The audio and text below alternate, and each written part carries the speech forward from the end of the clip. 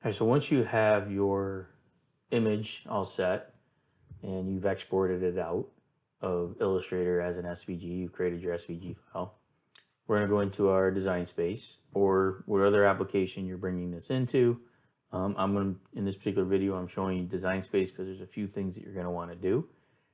I'm going to delete this one because that was the old one that we didn't need.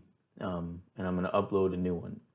So the new SVG that we have is this Freebird number 2.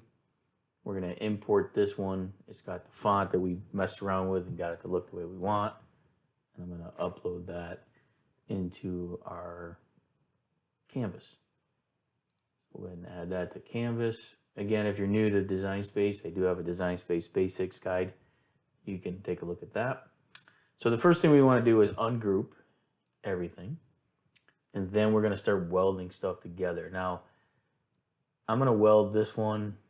So I'm just doing a box and touching just the free and the bird, and I'm going to weld that together. And what that allows me to do is move this guy around. Also change the color. So if I wanted to choose a different color type, I could do that. We'll do the same thing. We'll make the bird separate and we'll weld that one together. And then we'll do the neck and the headstock. Weld that. And then I'm going to do the font over here. So I'm going to just grab everything in here and I do it in half. That way it'll take less time. All right, so we're going to let that weld together. We'll give it a second. It's probably processing. It does take a few seconds to do, so you just have to be patient. Once you see it flash and we have a weld result, we're good. Then we can pick up the other half, which should be the rest. We'll weld that. Again, it takes a second to process. Just gotta be patient with it. This will help with your cutting as well because it doesn't have to process each image and we want these to be together anyways. So now we can start to move everything back. So we can put this back where we want it. We can put this back over here. Maybe rearrange it a little bit. You know, maybe we didn't like, if we wanted to, we could rotate the bird, right? So you can do some additional editing in here, just some real basic stuff. And that's usually what I do. I do all the hard work in Illustrator. And then, if I decide I change my mind, maybe I want to rotate the font up here, I can, do that as well.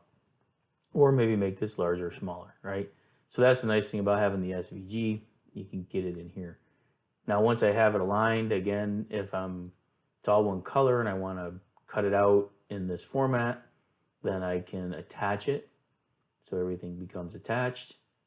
And then when I click on make, again, this is my final test to make sure that what I see here is going to fit on my sheet of vinyl and I'll be able to cut it out.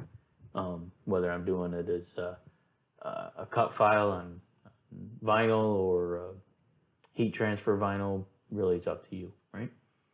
So that should work. Obviously the final test, the hard part is going to be to weed out all this in here.